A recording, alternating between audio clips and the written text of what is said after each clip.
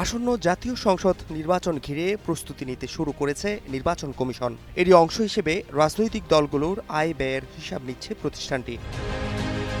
ইসির এমন প্রস্তুতির মাঝেই কমিশনে ২০২৪ সালের অডিট রিপোর্ট জমা দিয়েছে বিএনপি। রবিবার নির্বাচন ভবনে ২০২৪ সালের দলীয় আয় ব্যয়ের হিসাব জমা দেয় বিএনপির একটি প্রতিনিধি দল।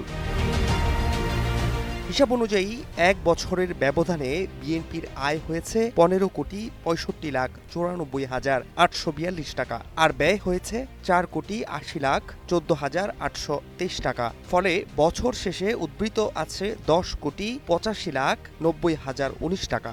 এই হিসাবে দলটির তহবিলে প্রায় ১১ কোটি টাকা উদ্বৃত্ত রয়েছে, যা আগের বছরের তুলনায় চোখে পড়ার মতো। দলটির জমা দেওয়া আগের হিসাবগুলোর সঙ্গে তুলনা করলে আয় ব্যয়ে এই বড় পরিবর্তন স্পষ্ট হয়। ২০২৩ সালে বিএনপির আয় ছিল মাত্র ১,৮০,৮০,১৫১ টাকা, আর ব্যয় হয়েছিল ৩,৬৫,২৩,৯৭০ টাকা। অর্থাৎ সে বছর আয়ের চেয়ে ব্যয় ছিল অনেক বেশি। তার আগের বছর ২০২২ সালে আয় ছিল ২৫,৯২,৪,৬৩২ টাকা এবং ব্যয় ছিল ৩,৮৮,৩৩,৮০৩ টাকা।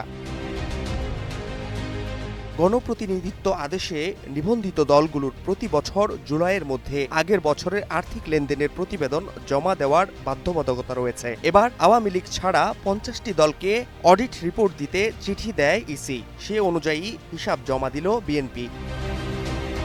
ইসি সূত্র জানায়, ২৭ জুলাই পর্যন্ত ২১টি দল তাদের হিসাব জমা দিয়েছে এবং ২৩টি দল সময় বাড়ানোর আবেদন করেছে।